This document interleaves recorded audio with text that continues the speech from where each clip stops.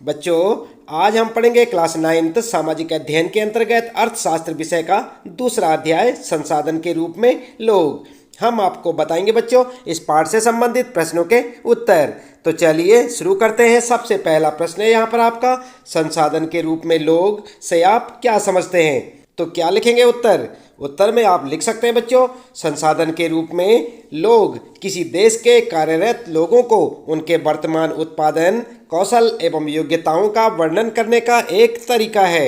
यह लोगों की सकल घरेलू उत्पाद के सर्जन में योगदान करने की योग्यता पर बल देता है।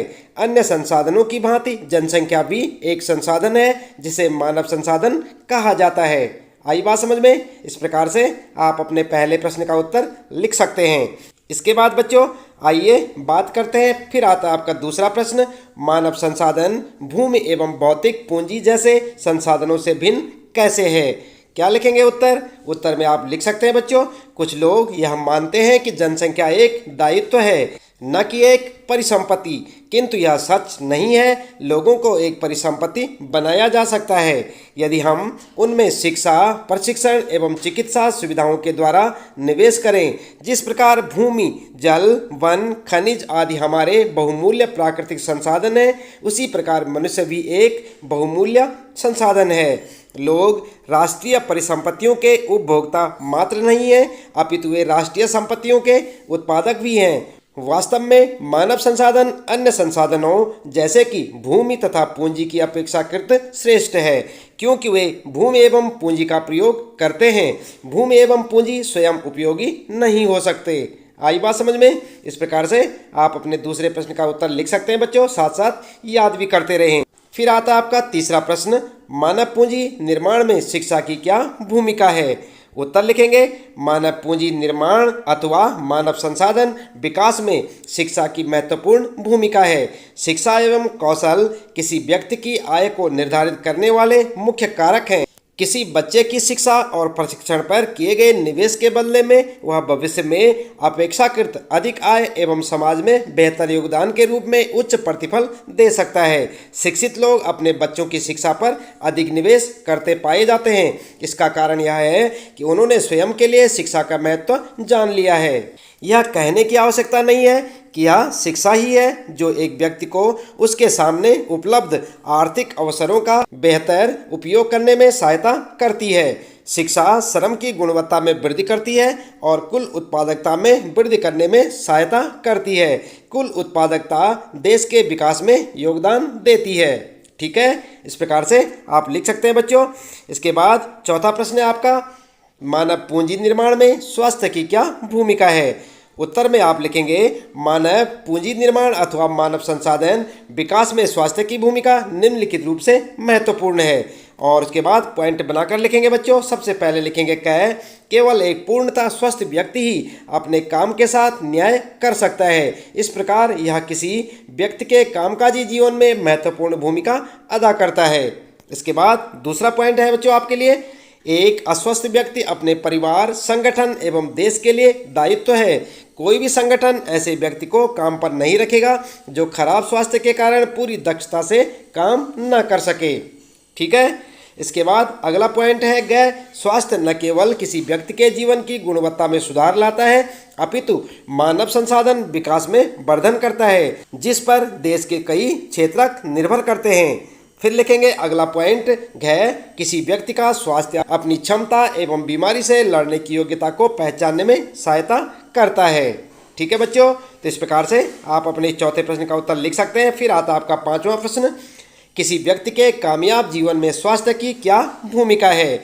उत्तर लिखेंगे, हम सभी जानते हैं कि एक स्वस्थ शरीर में ही एक स्वस्थ दिमाग निवास करता है। स्वास्थ्य जीवन का एक महत्वपूर्ण पहलू है। स्वास्थ्य का अर्थ जीवित रहना मात्र नहीं है। स्वास्थ्य में शारीरिक, मानसिक, आर्थिक एवं सामाजिक सुदृढ़ता शामिल है।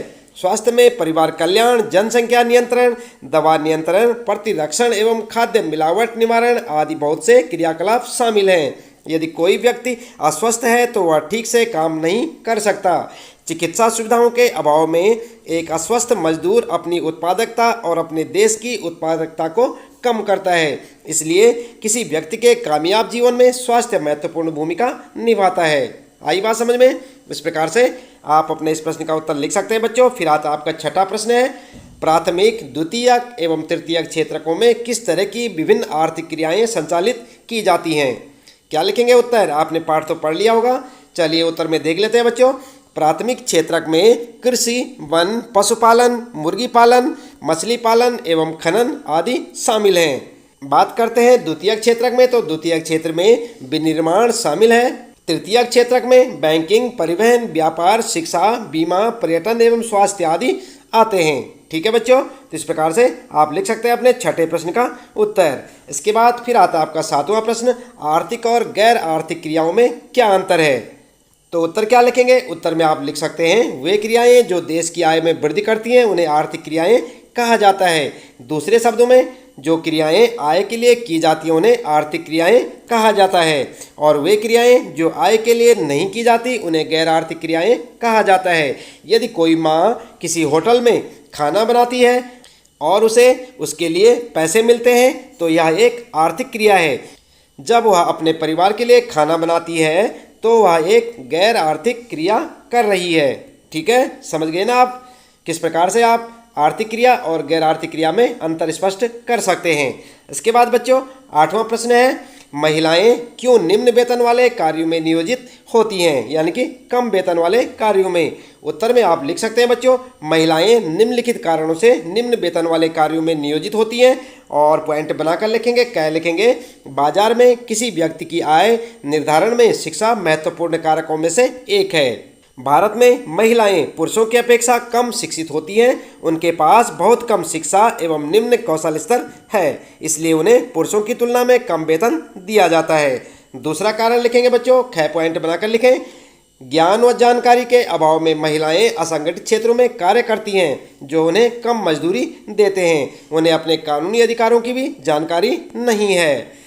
अगला पॉइंट लिखेंगे, तीसरा कारण, महिलाओं को शारीरिक रूप से कमजोर माना जाता है, इसलिए उन्हें प्रायः कम वेतन दिया जाता है।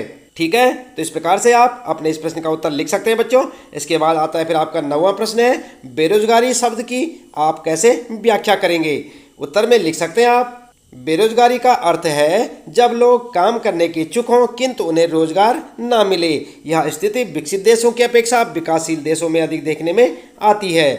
कामगार जनसंख्या में 25 से 59 वर्ष के आयु वर्ग के लोग आते हैं, यानी कि 25 से 59 वर्ष के आयु वर्ग के लोग आते हैं। इसके बाद अगला प्रश्न है बच्चों, प्रच्छन्न और मौसमी बेरोजगारी में क्या अंतर है। आप जानते हैं क्या अंतर है, आपने पाठ में पढ़ लिया होगा बच्चों।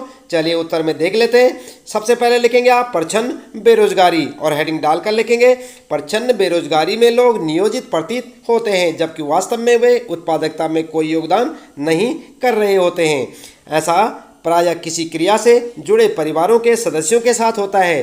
काम में 5 लोगों की आवश्यकता है किंतु उसमें 8 लोग लगे हुए हैं, जहां 3 लोग अतिरिक्त हैं। यदि इन 3 लोगों को हटा लिया जाए तो भी उत्पादकता कम नहीं होगी। ये 3 लोग प्रच्छन्न बेरोजगारी में शामिल हैं। ठीक है, इसके बाद दूसरे नंबर पर आती है मौसमी बेरोजगारी और हेडिंग डालकर लिखेंगे, मौसमी बेरोजगारी तब होती है जब वर्ष के कुछ महीनों के दौरान लोग रोजगार नहीं खोज पाते। भारत में कृषि कोई पूर्णकालिक रोजगार नहीं है, यह मौसमी है। इस प्रकार की बेरोजगारी कृषि में पाई जाती है।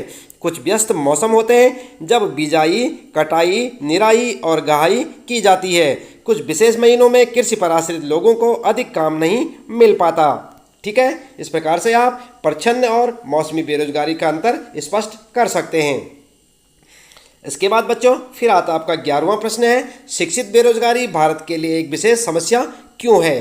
तो क्यों है बच्चों, आपने पाठ में पढ़ा होगा, उत्तर में लिख सकते हैं, शिक्षित बेरोजगारी शहरों में एक सामान्य परिघटना बन गई है। मैट्रिक, स्नातक, स्नातकोत्तर डिग्री धारक अनेक युवा रोजगार पाने में असमर्थ हैं। एक अध्ययन में यह बात सामने आई है कि मैट्रिक की अपेक्षा स्नातक एवं स्नातकोत्तर डिग्री धारकों में बेरोजगारी अधिक तेजी से बढ़ी है। एक विरोधाभासी जनशक्ति स्थिति सामने आती है क्योंकि कुछ वर्गों में अतिशेष जनशक्ति अन्य क्षेत्रों में जनशक्ति की कमी के साथ साथ विद्यमान है। एक ओर तकनीक अहर्ता प्राप्त लोगों में बेरोजगारी व्याप्त है, जबकि दूसरी ओर आर्थिक समृद्धि के लिए जरूरी तकनीकी कौशल की कमी है। तमाम बातों को ध्यान में रखते हुए हम कह सकते हैं कि शिक्षित बेरोजगारी भारत के लिए एक विशेष समस्या है। ठीक है, इस प्रकार से आप अपने 11वें प्रश्न का उत्तर लिख सकते हैं। फिर आता है बच्चों 12वां प्रश्न है, आपके विचार से भारत किस क्षेत्र में रोजगार के सर्वाधिक अवसर सृजित कर सकता है? तो आप जानते हैं किसमें?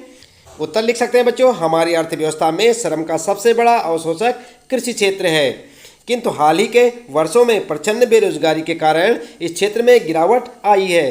कृषि क्षेत्र में अधिशेष श्रमिक द्वितीयक या तृतीयक क्षेत्रक में जाना चाहते हैं। द्वितीयक क्षेत्रक में श्रम का सबसे बड़ा अवशोषक लघु स्तर विनिर्माण क्षेत्र है। तृतीयक क्षेत्र में श्रम का सबसे बड़ा अवशोषक विनिर्माण क्षेत्र है। तृतीयक क्षेत्रक में कई नई सेवाओं का आगमन हुआ है, जैसे कि बायोटेक्नोलॉजी और सूचना प्रौद्योगिकी। हाल ही के वर्षों में बीपीओ अथवा कॉल सेंटर उद्योग में सर्वाधिक नौकरी के अवसर पैदा हुए हैं। मध्यम रूप से शिक्षित युवा वर्ग के लिए ये वरदान साबित हुए हैं। ठीक है, इस प्रकार से आप अपना उत्तर लिख सकते हैं बच्चों, साथ साथ याद भी करते रहें। और फिर आता आपका 13वां प्रश्न, क्या आप शिक्षा प्रणाली में शिक्षित बेरोजगारों की समस्या दूर करने के लिए कुछ उपाय सुझा सकते हैं? तो सुझा सकते हैं बच्चों, चलिए उत्तर में देख लेते हैं। शिक्षा प्रणाली में शिक्षित बेरोजगारों की समस्या दूर करने हेतु निम्नलिखित उपाय सहायक सिद्ध हो सकते हैं। और कौन कौन से उपाय? पॉइंट बनाकर लिखेंगे, क्या लिखेंगे? केवल किताबी ज्ञान देने की अपेक्षा अधिक तकनीकी शिक्षा दी जाए। दूसरा पॉइंट लिखेंगे बच्चों, शिक्षा को अधिक कार्योन्मुखी बनाया जाना चाहिए। एक किसान के बेटे को साधारण स्नातक की डिग्री देने की अपेक्षा इस बात का प्रशिक्षण दिया जाना चाहिए कि खेत में उत्पादन कैसे बढ़ाया जा सकता है। अगला पॉइंट लिखेंगे, गैर शिक्षा को लोगों को स्वावलंबी एवं उद्यमी बनाने के लिए प्रेरित करना चाहिए। अगला पॉइंट लिखेंगे बच्चों, शिक्षा के लिए योजना बनाई जानी चाहिए एवं इसकी भावी संभावनाओं को ध्यान में रखकर इसे क्रियान्वित किया जाना चाहिए। अगला पॉइंट लिखेंगे बच्चों, रोजगार के अधिक अवसर पैदा किए जाने चाहिए। ठीक है, इस प्रकार से आप अपना उत्तर लिख सकते हैं। इसके बाद आइए देखते हैं, यहाँ पर 14वां प्रश्न है, क्या आप कुछ ऐसे गांवों की कल्पना कर सकते हैं जहां पहले रोजगार का कोई अवसर नहीं था लेकिन बाद में बहुतायत में हो गया? तो जानते हैं बच्चों आप कुछ ऐसे गांवों को या उनकी कल्पना कर सकते हैं? चलिए उत्तर में देख लेते हैं। उत्तर में आप लिख सकते हैं, हाँ, मुझे अपने माली द्वारा सुनाई गई कहानी याद आती है। उसने बताया कि कुछ वर्ष पहले उसके गांव में सभी मूलभूत सुविधाओं जैसे कि स्कूल, अस्पताल, सड़कों, बाजार और यहां तक कि पानी और बिजली की उचित आपूर्ति का भी अभाव था। गांव के लोगों ने पंचायत का ध्यान इन सभी समस्याओं की ओर आकृष्ट किया। पंचायत ने एक स्कूल खोला जिसमें कई लोगों को रोजगार मिला। जल्द ही गांव के बच्चे वहां पढ़ने लगे और वहां कई प्रकार की तकनीकों का विकास हुआ।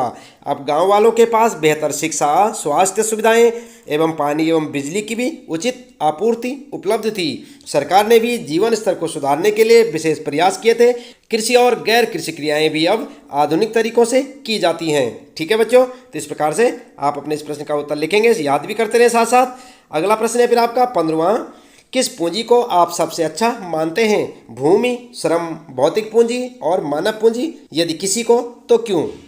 उत्तर लिखेंगे, जिस प्रकार भूमि, जल, वन, खनिज हमारे बहुमूल्य प्राकृतिक संसाधन हैं, उसी प्रकार लोग भी बहुमूल्य संसाधन हैं। लोग राष्ट्रीय परिसंपत्तियों के उपभोक्ता मात्र नहीं हैं, अपितु वे राष्ट्रीय संपत्तियों के उत्पादक भी हैं। वास्तव में मानव संसाधन अन्य संसाधनों जैसे कि भूमि तथा पूंजी की अपेक्षाकृत श्रेष्ठ है, क्योंकि ये भूमि एवं पूंजी का प्रयोग करते हैं। भूमि एवं पूंजी स्वयं उपयोगी नहीं हो सकते। यदि हम लोगों में शिक्षा, प्रशिक्षण एवं चिकित्सा सुविधाओं के द्वारा निवेश करें तो जनसंख्या के बड़े भाग को परिसंपत्ति में बदला जा सकता है। हम जापान का उदाहरण सामने रखते हैं। जापान के पास कोई प्राकृतिक संसाधन नहीं थे। इस देश ने अपने लोगों पर निवेश किया, विशेषकर शिक्षा और स्वास्थ्य के क्षेत्र में। अंततः इन लोगों ने अपने संसाधनों का दक्षतापूर्ण उपयोग करने के बाद नई तकनीकी विकसित करते हुए अपने देश को समृद्ध एवं विकसित बना दिया है। इस प्रकार मानव पूंजी अन्य सभी संसाधनों की अपेक्षा अधिक महत्वपूर्ण है। ठीक है बच्चों, तो इस प्रकार से आप अपने इस 15वें प्रश्न का उत्तर लिख सकते हैं। इस प्रश्न के साथ ही बच्चों इस पाठ से संबंधित प्रश्नों के उत्तर यहाँ पर समाप्त होते हैं। उम्मीद है कि आपको अच्छे से समझ आए होंगे। आप इन्हें अपनी नोटबुक में नोट करें, अच्छे से याद करें, अपनी परीक्षा की तैयारियां करें। और यदि आप चैनल में पहली बार आए हैं तो चैनल को सब्सक्राइब अवश्य कर दें, बेल आइकन भी दबा दें बच्चों, ताकि आने वाली प्रत्येक पाठ की वीडियो की नोटिफिकेशन आपको मिलती रहे। मिलते हैं फिर अगली वीडियो में नए पाठ के कुछ नए प्रश्न उत्तरों के साथ।